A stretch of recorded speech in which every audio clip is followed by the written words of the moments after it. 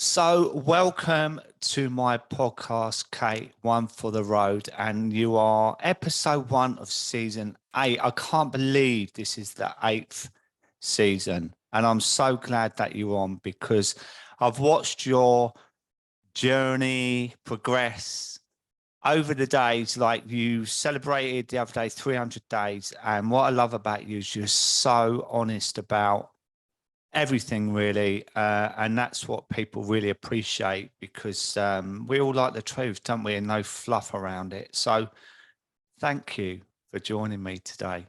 Well, thank you for having me on. Yeah, as people know by now, the format is that we like to wind it back to the beginning, so we can find out a little bit more about you. So are you okay with that? Yeah, fine. Good. Where did it all begin? Well, where did it all begin? I mean, I think probably I was born in Bishop Stortford and then moved on to Battersea pretty quickly. But I think to get a clear picture of me, you probably need to understand a bit about my parents and my background, because I think when people talk about their childhood, you can imagine it. But then when you explain their parents weren't from England and you explain a bit about where they were from, you can start to really imagine what a household was actually like. And I'm the second child of 4. My parents had 4 kids in 5 years. And my mum is from a very, very poor family in Kentucky. And, you know, I grew up hearing about the fact that she couldn't afford toothpaste and that her mum used to take her on holidays in the car and drive all night while the girls slept in the back and then park under a tree and sleep while my mum got to explore a new town. She really did have nothing. And my dad is from an almost aristocratic family. He's directly related to one of the presidents. He lived in a sort of 14-bedroom house in Connecticut. His dad was a diplomat. They are completely different ends of the spectrum, but they're both American, and they joined the Peace Corps during the Vietnam War and met in Ethiopia, where they lived for a couple of years. And then they decided to move to England rather than to go back to the States for various reasons. And so we were brought up here, but all of my relatives, my aunts, uncles, grandparents, all of their support networks were over there. So we were quite a close family because we were the ones that weren't in the States. And luckily we were a big family. So we grew up in a very sort of tight-knit group. And I had a really happy childhood. I mean, I hear a lot of stories of people going through awful trauma and terrible things as kids that you can sort of understand what led them to drinking. And I feel a bit embarrassed because I didn't have that. I had such a lovely family. I had the support. I had food on the table. I had, you know, my own bedroom. I lived in a nice part of London. But I grew up, I definitely was different to the others in my family. And I remember my mum, I've got a very weird relationship with my mum. We're not that close, we're closer now, but she used to tell me I was a changeling. And she said, you know, magical creatures sometimes exchange their children for the real children in the middle of the night. And you're one of those. You know, I'll never really understand you. And she told me that when I was 6, 7 years old, which is a bit odd, but it kind of explains how I felt. I was definitely different. I was very creative as a child. I didn't focus very well on stuff. And I know that's a common theme that you hear with people when it comes to drinking when they get older. And I can definitely relate to that. When I was 21, my mum said, I never thought you'd live to 21. I just, from the day you were born, I thought this one isn't going to live long. I mean, again, a really strange thing to say to your child. But I think she's always just been a bit unsure. She didn't understand me. But apart from that weird relationship, I grew up in quite a happy home. My parents were great in that with their 4 kids, they looked at us and they chose schools for us. So we didn't all just go to the local school. We all went to schools that suited our personalities. And because I was not academic at all, they sent me to something where it was called a progressive school, I think. You know, there were about 12 kids in a class. We had goats roaming around the field. If we wanted to, we could go out, climb a tree and read a book. It wasn't really focused on academia. There were lots of actors' kids. It was in Hampstead in London. It was called King Alfred's. It's still going and it's still very popular. But they sent me there and actually it saved me because they basically said to me, you know, you don't learn like everyone. You have to understand yourself. You have to let your own ways of living, you need to focus on them and develop them. You do not have to fit into a box, you know. And this is while my siblings would have 3 or 4 hours of homework a night, highly academic. They've all got master's degrees, whatever. And I was there in this kind of place that said, be who you want, Kate. And it gave me the freedom and critically the confidence to say, I'm okay, I can do whatever I want and I'll be okay. And I became a very inquisitive child. I was always much more interested in people and what they did and how they got out of difficult situations. And I think when you're not academic, you really have to work on another part of your personality, and you have to be observant, because I had to be around very, very clever people, and I had to be able to hold a conversation, and I wasn't academic, so I had to work out how to say things. I had to observe people, understand it, and that is really how I've carried on throughout my life.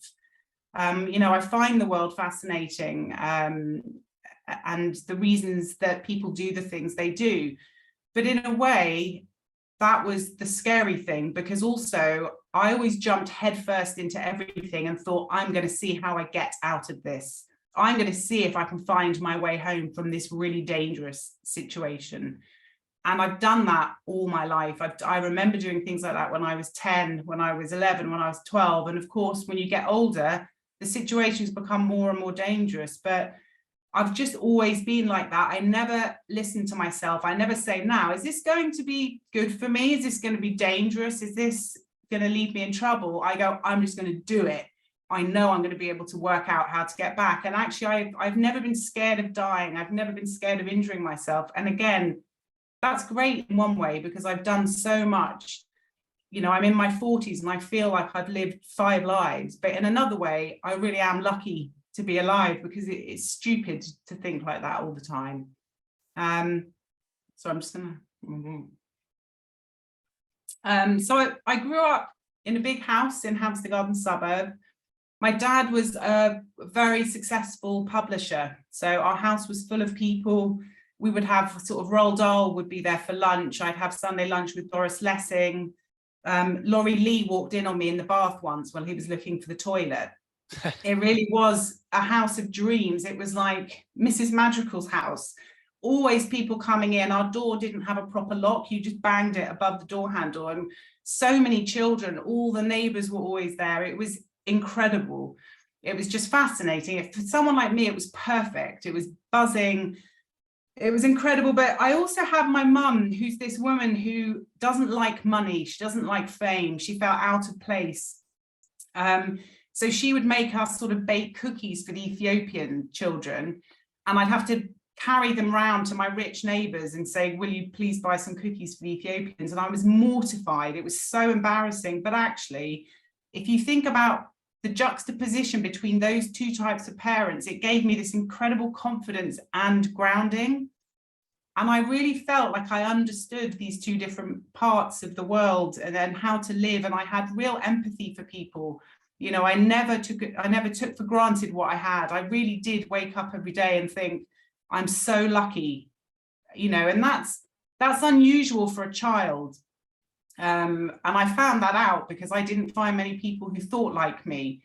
And I would always love speaking to adults when my friends would not even be able to make eye contact with them. I'd just go up and sit next to them, and didn't matter if they were famous. You know, I'd sat next to Bob Geldof and just started chatting away, had no idea who he was. And then when people said, oh, you know, I was like, so what? Everyone's the same. It doesn't matter.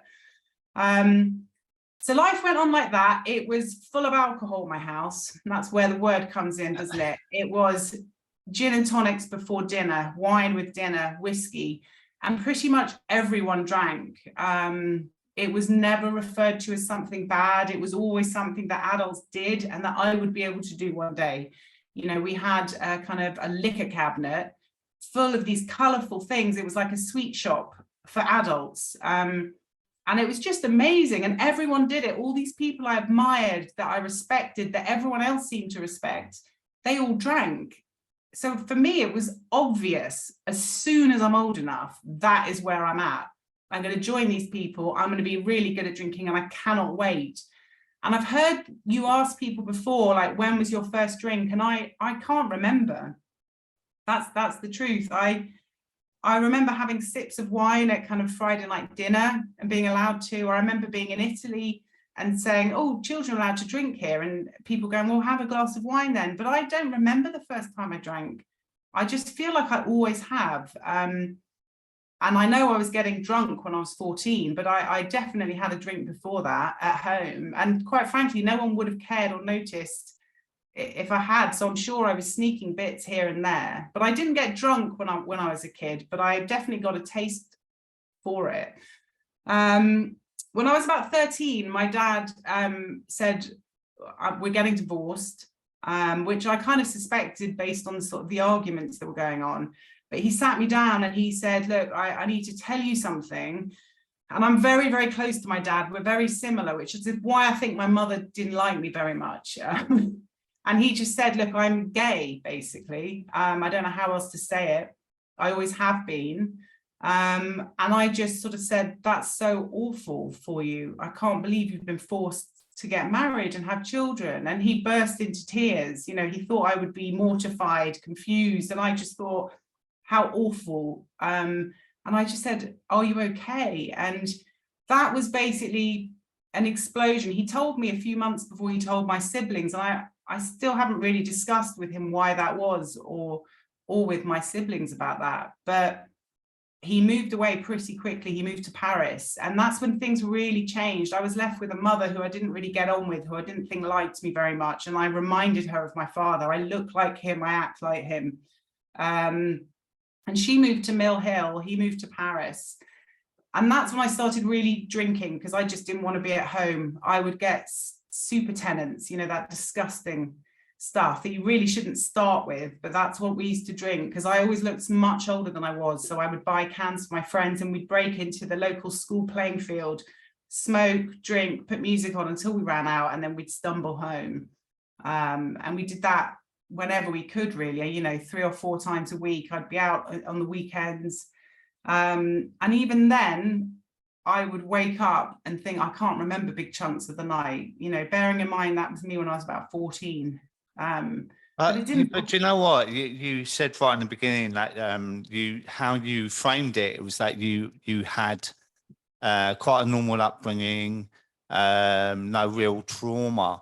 But there's several parts of it that I've picked out of, you know, reasons for maybe, you know, like your mum, what she said, you won't live long, you're a changeling, the kind of flamboyant lifestyle you grew up in, you know, all these people, thespians, like drinking gin and tonics and that. Yeah. And you come across as like being older for your years back then anyway, you know, so that probably moved things on. And then your dad coming out as gay when you're 13, these are all signs in your life that would lead you towards that. And then when you said your mum probably didn't like you because you reminded her of your dad, it's like there's rejection there. Do you know what I mean? And then, Yeah. you know, from like similar to me at 14, my mum and dad split up as well. And that changed everything for me, because I didn't know where I fitted in the family or in society and that, you know, and it was safe for me to start drinking because I felt included, part of something. So it's interesting when we pick things apart, actually, there are nuggets of things where actually it wasn't straightforward. No, you're right. And I'm sure I need to go into, I need to have some sort of therapy to work through this. But I think when I think back about it, I feel like I was lucky. And maybe that's what I've told myself. Maybe it was material goods that I said I'm lucky, because I kept being told you have more than so many people in the world. You are lucky, you know, and I've always worked very hard. I've always been very grateful for what I have. But you're right, it was, you know, but every family is like that. They've all got skeletons in their closets, don't they? And I never felt really kind of hit by something. Maybe it was because it trickled through and I was very wise, a wise child. And I was always someone who looked out for myself. I never relied on anyone. And maybe I had to become that person rather than I just was that person. And maybe that is something that I need to, when you stop drinking, you start looking with clarity at your life. And I can't remember a lot of my life with clarity. I can't tell you the years I did this. I'm really hoping you don't say to me, when did you do this? Because I'll say, I don't know. Without looking at my CV, I cannot piece it together. And I don't know if that's normal, but it's all a blur. And the years blend together. I think I lived here for 2 years, and my childhood is a bit like that. And I'm sure we take bits and bobs out of it, but I certainly don't look back at my childhood and feel like it was a bad time. I feel like I was lucky and I was happy. And if you said, was there something you feel that was traumatic? I felt sorry for my dad when he told me about being gay. I certainly didn't feel sorry for me. It didn't affect me at all. He was still exactly the same person, and he was splitting up with my mother, but they fought a lot. So actually it was going to be better. So I didn't see that as bad. But I think maybe when you're empathetic and you're constantly thinking about other people, you then probably do take their trauma on, don't you? And maybe that is what happened. But I did turn to drink, and I loved drinking because drinking numbed everything. My brain has always gone so quickly, and but that's boded really well for me in my job because I'm a writer now. And I'm very creative and I need that, but I need it to stop sometimes because it's exhausting and I get so tired. And I'm definitely someone who has used alcohol to self-medicate, as it were. It wasn't something I thought, I need a drink, I'm shaking. It was definitely, I want to drink because I want the effect of it now and I want it hard. I didn't start drinking slowly and then build it up through my 20s. I started drinking hard from the beginning, as soon as I was allowed to, and I carried on. And it's quite terrifying to think about how much I drank. I used to go, I don't get hangovers. And of course I didn't. I was drunk every night. My body was just always used to it. I didn't have a chance to get a hangover because it was... No, but what you said in the beginning about, you used to push yourself out your comfort zone, like challenge yourself. And maybe that's part of it where it's all or nothing. I was a bit like that, and it's like, I'm going to go hell for leather here and see how messed up I can be, and then still get up and go to work 2 hours later and still do this, still do that, because I'm Superman and whatever.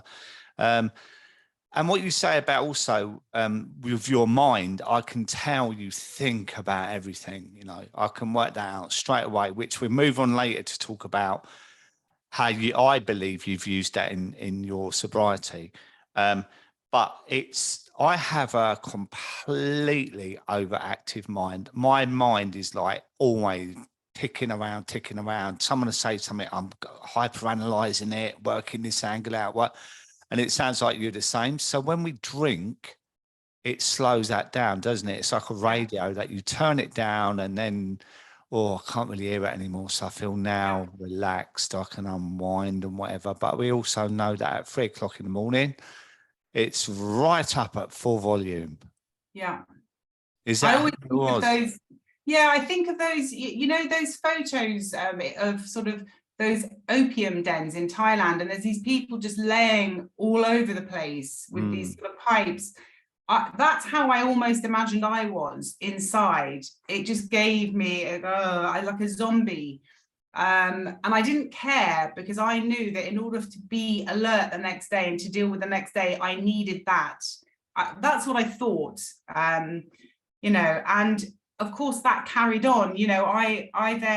I did my A-levels. My dad moved back from Paris and I moved out to Cirencester because I wanted to just live with him instead of my mother, because I knew I'd be able to do whatever I wanted. And I lived for 2 years in Cirencester in a house. He wasn't there very often. He was the managing director of W.H. Smith's, and he would travel all the time, and I lived on my own in this lovely house, and I went to college.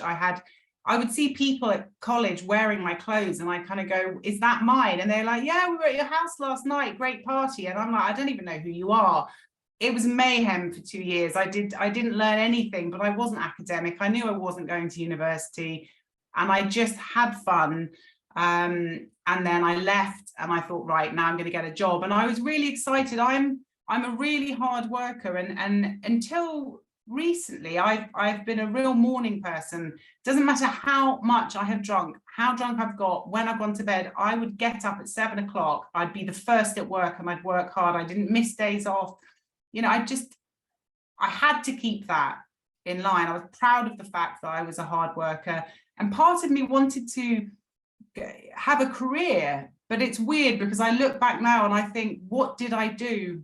20 years, I didn't do anything. I fueled my drinking by working and spending the money. I haven't achieved anything. I've got a good job and I've got kids and a husband, but all of those years are so wasted. I can't remember anything other than different pubs in different cities, in different countries, different drinks, different people, different boyfriends, but it's all the same over and over again. And I just cannot believe I did it for so long. You know, I got bored. So I've got an American passport. So I moved to New York for 2 years. And again, I worked in a film company on Broadway. I worked in a clothes shop on Madison Avenue. I hung out with Irish people because the Americans looked at me wide-eyed when they saw how much I drank. So I found Irish people who drank the same as me. I did that for 2 years. Again, didn't achieve anything apart from life experience, which, you know, when I was saying I was younger and I found people fascinating. And I kind of carried that on way too long. And I use that as an excuse. You know, by now I turned 21 when I was in New York. And I was still sort of saying, I like observing people. I mean, come on, that's not a career. You've got to grow up. You can't just sit around observing people unless you've got so much money that you really can. But I didn't. You know, and I came back and I got a job working in publishing on Old Street in London. And honestly, Dave, I spent the next 10 years doing the same stuff. And it's really embarrassing to say it now, because at the time, you know, I was popular, I was good fun, I'm a positive person, I'm good company.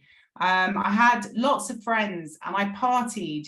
But actually, what did I do that I'm proud of? I cannot name a single thing in the whole of my 20s. I had fun, but that's it.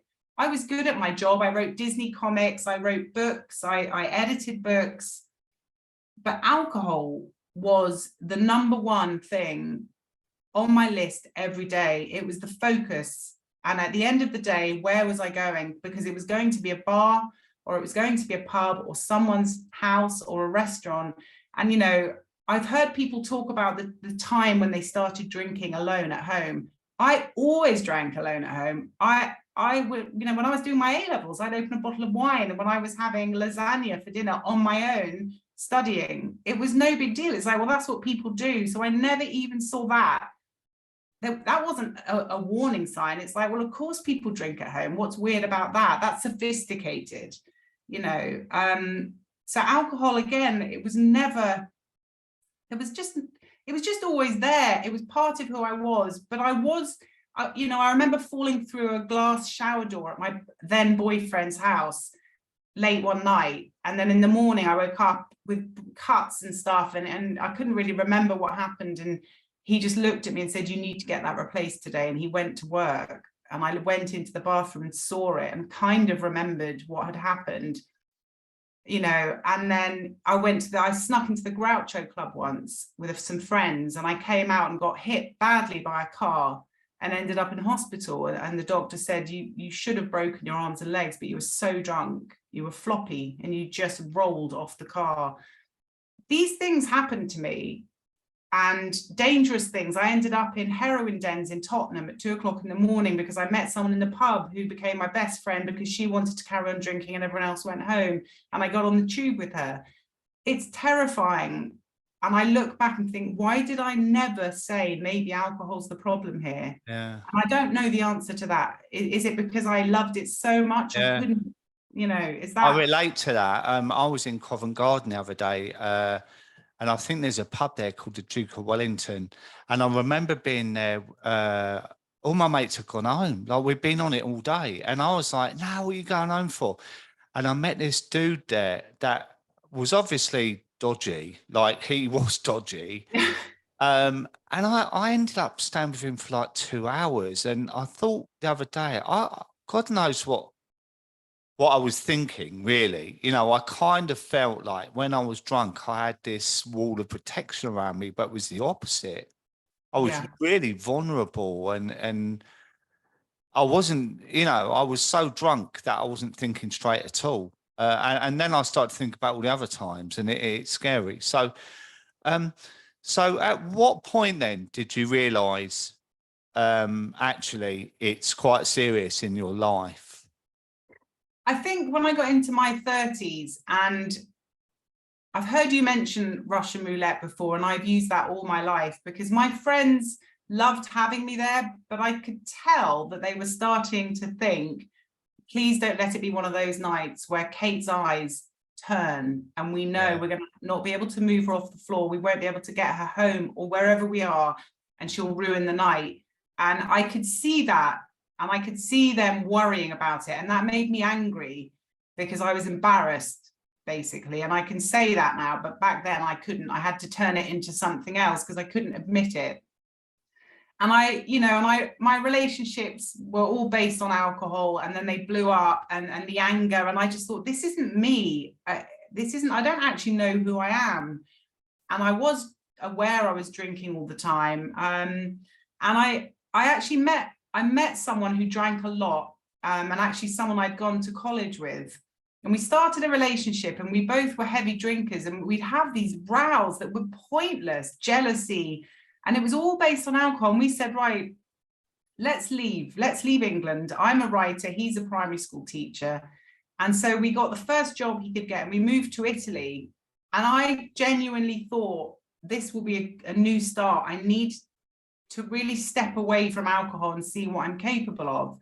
And as it turned out, I'd only been going out with him about 4 months, and I found out I was pregnant 2 weeks before we moved to Italy. I'd never lived with him before.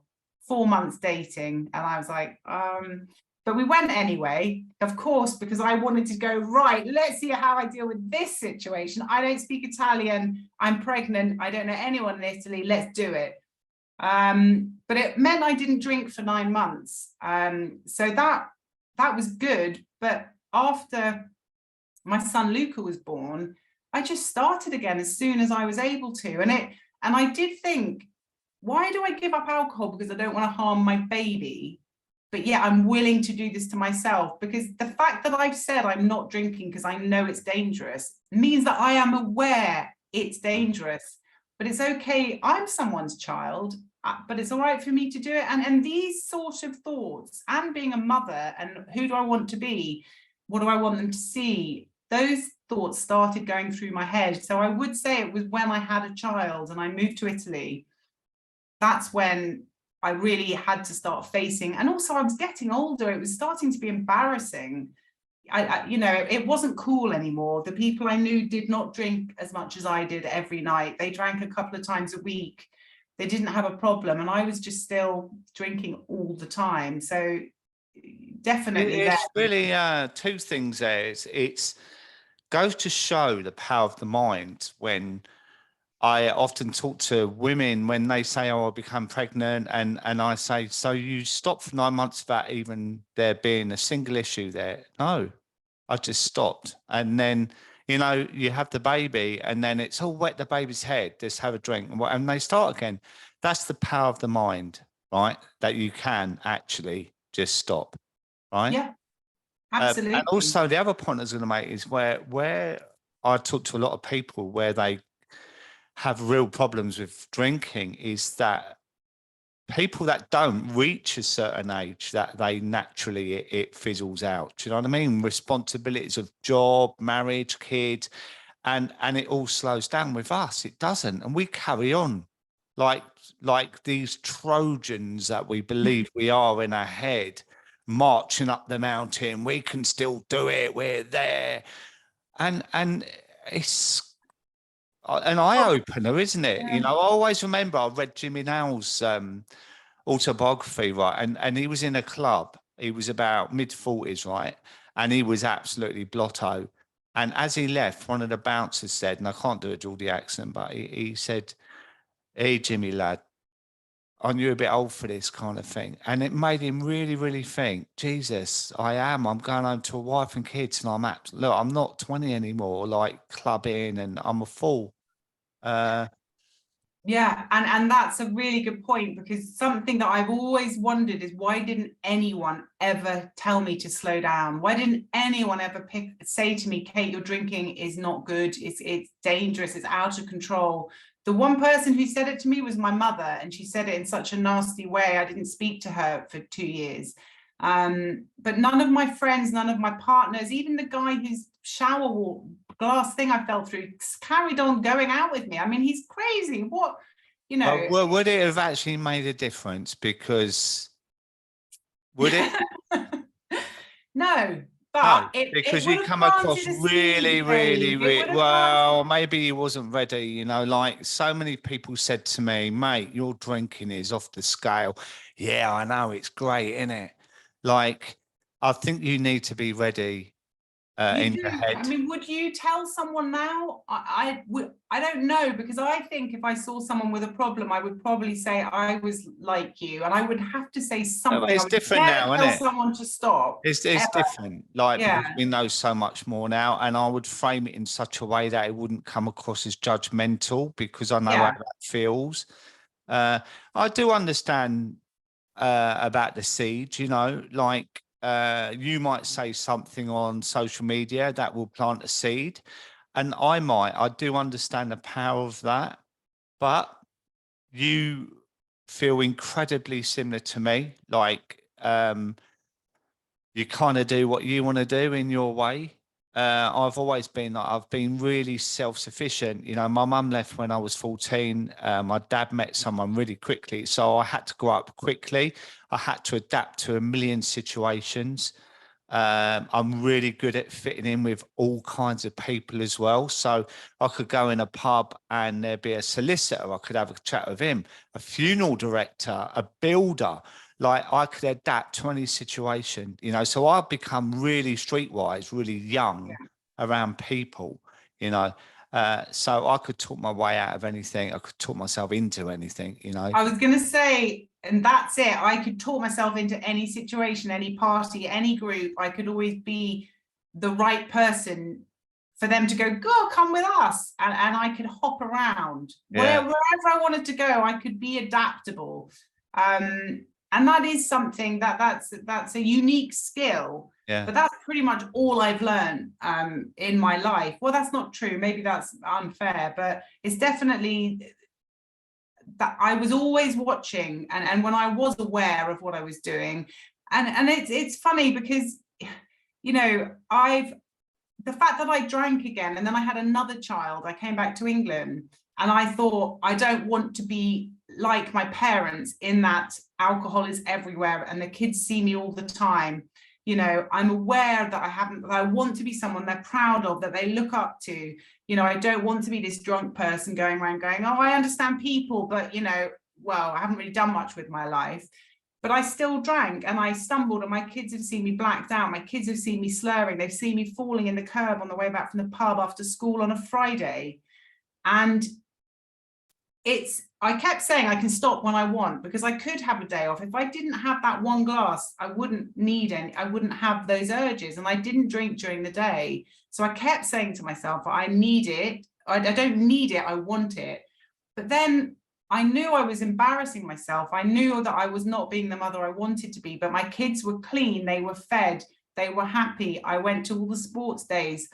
I was a good mum. But actually, I knew I am on a slippery slope here, because my kids are now 11 and 12, and I was still drinking up until, you know, very recently. And I was waking up every day, and my first thought every day was shame, guilt, and regret. One of those three things every day for 20 years. If I'm being honest, that was my first feeling. And how can you ever be happy when you wake up every day and that's the first feeling you have? You never think, what a beautiful day. I'm really excited about today. It's always about the night before. And I think that's kind of where I got up to when I thought, I've had enough. I can't keep going like this. What I thought about the girl I was when I was 10, 11, and I was surrounded by these people I admired. And I thought, wow, life is going to be so amazing. And I thought, what have I done? I've literally stumbled through it under the influence of this awful mind-altering drug. Spent all my money on alcohol, and it suddenly hit me. And I thought, I've got to do something quickly, because I'm very, very close to never being able to pull this back. But what's interesting is growing up as children is like the way you painted that house in Hampstead where you had Roald Dahl, you know, all these people with their drink. It really does glamorize alcohol, doesn't it? Yeah. This is what you do when you entertain, when you mingle and socialize with your G&T, and you know. And we know now it's very different from that. And so kids growing up, when they see mummy pouring a glass of wine, it's like, well, mummy needs to relax. It's that image that we're painting to our kids growing up, when actually mummy needs it because I can't go without it. Or, you know, it's so fascinating when you really look at it. I always talk about romanticizing alcohol, you know, like when, for instance, a hot day in a pub garden, and we say, oh, a lovely pint, and we imagine the dew running down the glass, sun on your face, and, you know, like, oh, I'm going to hunker down because I've found a place in the garden in the sun, and this is it for the afternoon. Not actually, in 3 hours, you're going to be blind drunk, rowing with people in the street and falling over. That's the reality of it, you know. It really is, and that's what makes me cross, is that how can we still live in a society where there's an event, every event has alcohol associated with it, whether it's Bloody Mary for a brunch, or champagne for a celebration, or white wine for a barbecue, red wine in front of a fire. Why doesn't anyone say there are millions of people dying every year? This is a drug. And I walk around now and I see people and I think, you're literally drip feeding a drug into your body every day, and no one's explaining to you the damage. And I see it because it was me. I was that zombie walking around slowly drip feeding this poison in, and it was just stunting me totally from developing and from growing, from being aware, from seeing things, from smelling, tasting, anything.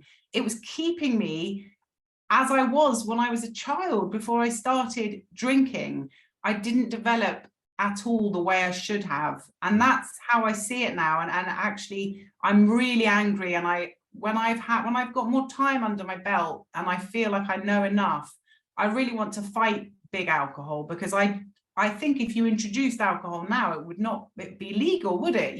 They wouldn't be able to sell it the way they do, with women kicking their legs in martini glasses, and, you know, people coming along by swimming pools. It's show the reality like they do on cigarette packets. Show what happens, and it's shocking. I agree, and I think, you know, having these conversations highlights it. And you know, like, I work alongside Alcohol Change UK with this, breaking stigma, shame, and whatever. And, you know, labeling on bottles where it just says drink, you know, drink aware. They have their statement, drink mindfully, and whatever.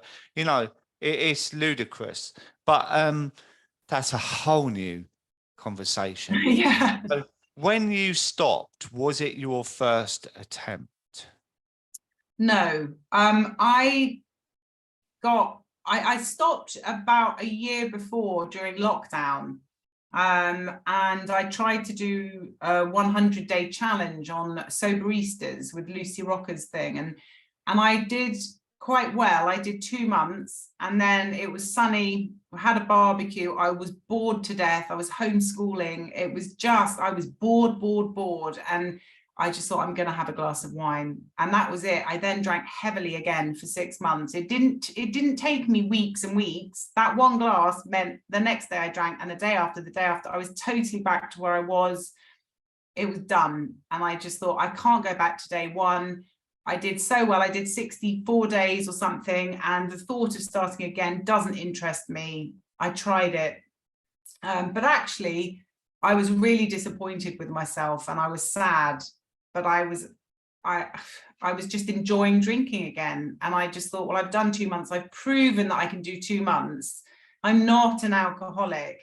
It's like, that's not the point, Kate. The point is, if alcohol is affecting you negatively in your life, it doesn't matter if that is 1 glass a week. You have to stop. And it's that mentality that I think, I hate the word alcoholic and am I an alcoholic? People Google it, or they say, well, I only drink this. It's like, it doesn't matter. If it negatively affects you, it's bad for you, like everything else. But with alcohol, we kind of try and justify it. We come up with all these different equations and mixing it, put some lemonade in that wine, or, you know, only drink at this. I had to change the way I thought about it. And to be honest, it happened. And it was a kind of a revelation. I got really, really drunk on the 20th of December last Christmas, so 2021. And I pulled my phone out and I started recording myself. And I spoke for about half an hour and I was sobbing and I was in a complete state. And I am not a crier. I'm not emotional. You know, I'm a very loyal friend and I'm a very caring person, but I'm not one of those people who, oh, come and give me a cuddle. I'm stoic about it or whatever. But I just broke down and I was sobbing and I was saying, stop doing this to me. And I was talking as if I was a different person, but I was leaving a message for myself. And I said, I'm not happy. I don't like this. And I thought it was, I haven't watched the whole thing through, but it's incredibly emotional for me to see it because I am in such a state. I am speaking really clearly about, I am saying, this is not good. Don't do this to me anymore. You're poisoning me. Look at me. I'm not happy. I can't speak. And actually, it worked because the next morning, and I couldn't really remember what I'd said, I watched some of it and I felt so sick and embarrassed and mortified. But actually listening to myself, beg myself to stop hurting me, it clicked. It finally really clicked. Powerful. Yeah. And I've shown a few clips, not with voice, on Instagram, and I've shown some of the video of me. And I still haven't watched it all because I know I will burst into tears. I'm getting very emotional just thinking about it now. But it's almost like the child begging and saying, you're in control of this, Kate. You're doing this to yourself. And no one else could have told me that, because your defenses go up immediately and you say, don't you tell me what to do. Blah, blah, blah. Well, that's why I asked you that question earlier. Yeah, you can't argue with yourself. No. So I had to stop, listen, and take it in because it was me. And I have not had a drink. I have not had a sip of alcohol. Amazing. Do you know what? I put a picture on Instagram the other day and I found it of me in Portugal just before I stopped. And I look at that picture now with absolute sadness and love for that man, that it's like I'm looking at someone else, even though it's me. But I can see what I've done to myself over the years. Gradually, you know, my poor food choices, my medication I was on for my mental health, my chronic drinking. I mean, it was completely out of control. It was like a complete act of self-destruction. You know? And I just want to hug the man and say, listen, you're okay, mate. You are okay, but you need to sort it out now, mate. Because if you don't, you ain't going to be for this world. And it sounds to me that's what happened to you with that video, to see yourself, because let's face it, right, the next day you wouldn't have remembered it unless you'd have recorded it, right? Exactly. Because to see it, I would think, I wonder what I would look like if I had a camera on the mantelpiece videoing me with my vodka.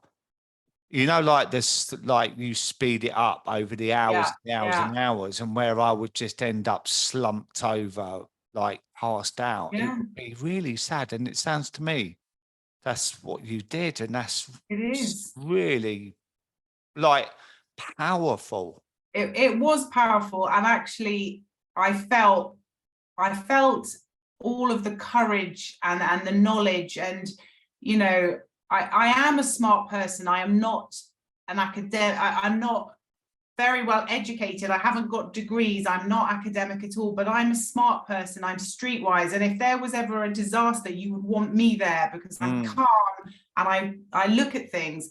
And I think I got to the point where I said, you need to take control. What is going to have the impact?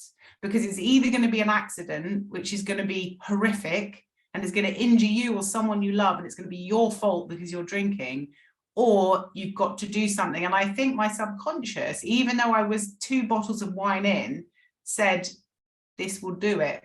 And I just pulled out my phone and I did it. And thank God I did, because I wouldn't, I can't think of anything else that would have had that impact. And actually, a few people have since said to me, I did the same thing and I filmed myself and it was so repulsive or so depressing, not necessarily talking, but just drunk and slurring, that it has had the same impact. And I think it's a good way, and it's a private way, because it's humiliating. Being drunk is absolutely mortifying. The things you do, the regrets you have, having to apologize for something when you don't remember it. It's like having to apologize for something that someone else has done. But you can do this privately, you can talk to yourself, you can see yourself. And for me, that's why it worked, because actually it was the beginning of me feeling a sense of pride, a sense of achievement. And I cannot tell you, Dave, how that has grown in the last 300 days. I always thought I was a confident person, but I have never, ever loved myself. And I do now. And it is so eye-opening. And it's everything I always wanted, but I was never, ever, ever going to get if I was drinking 10 bottles of wine a week, which is what I was doing when there was nothing on. You know, that was just me and a normal week in suburbia.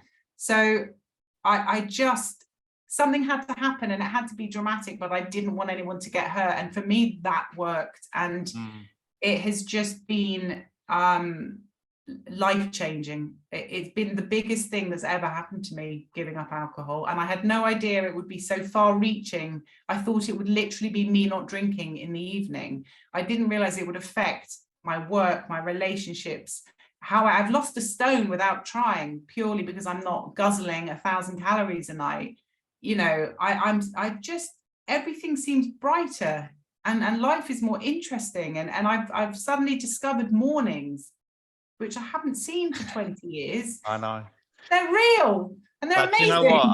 I haven't been stalking you, but you've stuck out amongst the thousands of how you put your story out on Instagram every single day. And the knock-on effect you have on so many is so real to me, because you do it in such an authentic way, in a real, true way. And people listening to this that know you will agree with me, because you say it how it is. And that for me is how I can't do it any other way, Dave. I can't lie, and I don't have time for people who don't say it like it is. Life is too short. I don't fit into those groups. I never have. I didn't at school, and I don't now. And I love people who will come up to me. One of my friends said to me the other day, "Hey, are you growing a bit of a moustache? I think you need to look at that." And everyone else went, and I went, "I love you, Emma. You're just you. You say it." And she didn't mean it to be nasty at all, but I know where I stand with her. And I would never want to pretend this was some sort of, you know, easy journey and let's make some money from. It's because it is real, and there are ups and downs. You know, like I'm nearly 4 years in I'm 4 years in January, right? And I talk about the ups and downs, because it's not all sober skin and glowing and you know, all that. There have been some really challenging times for me, and sometimes especially in the first 2 years, I've had negotiations with it. It's like, is this forever, blah blah? But I have rolled my sleeves up, because what are the alternatives, right? Because I know for me and for you and for millions of others, if you go back to it, you are right back there really quickly. Like within days or weeks, you're going to be back straight on that hamster wheel and that. So it's about being real about that as well. It's accepting, cut that out, Danny, accepting the rough with the smooth. Like I've often talked about riding the bike uphill. You either get off and get an Uber back, or you keep pedaling, get your head down, because the view at the top's going to be different. And you know, it's about saying that out there as well, not all like, oh, I've had my teeth done, and like, you know, oh, there's this holiday out there. It's about the real nitty gritty at times, and there's a lot of people that really struggle internally, and the more we talk about it, the more they can relate to it, and there are the seeds that we can plant that people can go, do you know what, I saw Kate's reel the other day, and it was really powerful, you know. And that's what I think you're brilliant at. And I said to you a few weeks ago, your reels are spot on, because they're not. I mean, I have a thing about certain reels that I see, and I just don't.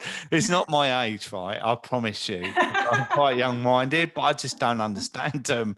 Like they don't. I don't know how they help people, to be honest. But that's. I mean, I like having fun, and that hasn't changed. And I can laugh at myself, and you know, I think with Instagram, I use it to remember what it was like when I was drinking. But then I'll also say I'm just really struggling today, and I'm out walking in the rain because I need to be away from the house.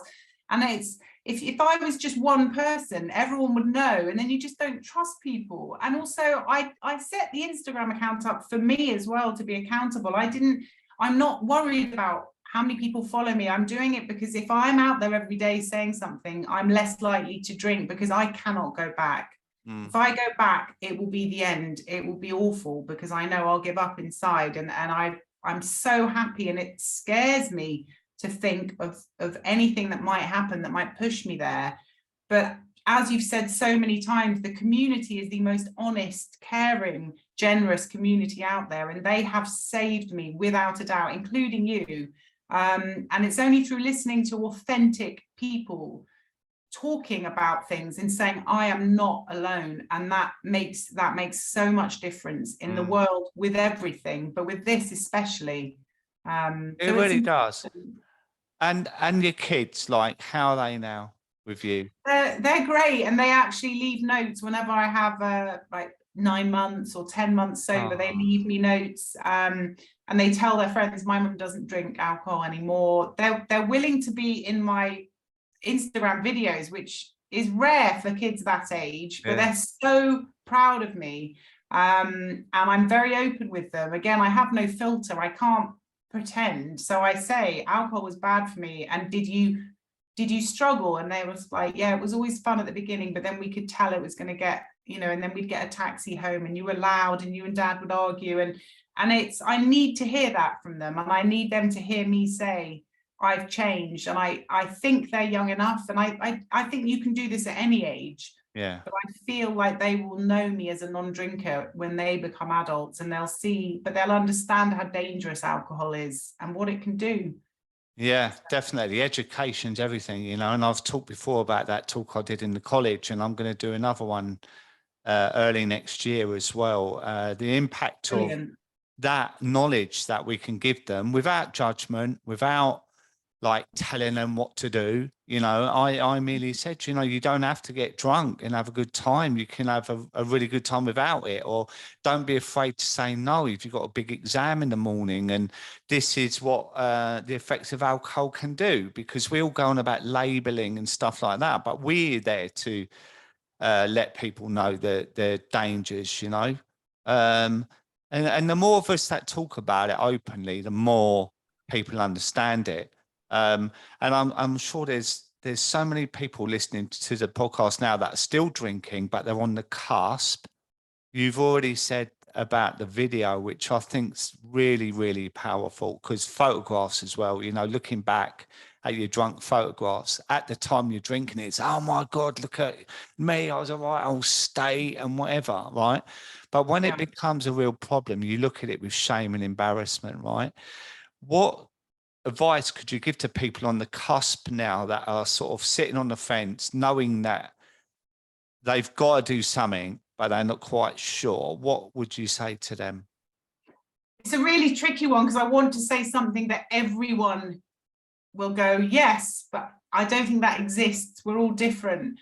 But I do think joining a group, even if it's finding a few people on Instagram, because there's several people who send me a direct message every morning with their day count. They're in the early weeks, and I just said every morning, just send me day 10, day 11, and that has helped massively. So if you have to be accountable, even if it's to one person, and set yourself a day and a number of days and try it. If you think you won't be able to do it, even more reason you should. And if you think you can do it, then fantastic, do it and see how you feel. It's a win-win situation. There is no, you can't lose, and you will be amazed at the differences. And, I've made some real friends in this community, and life is just better in every way. How on earth can you argue with that advert? No, 100%. And, in the beginning, I went to AA meetings and I sat at the back, and that really helped me. And then after a while, I realized it wasn't for me. But in the initial stages, it worked, and it works for hundreds of thousands of people. There's Smart Recovery. There's like my app. It's got a great community in there. That's not a plug, but I suppose it is.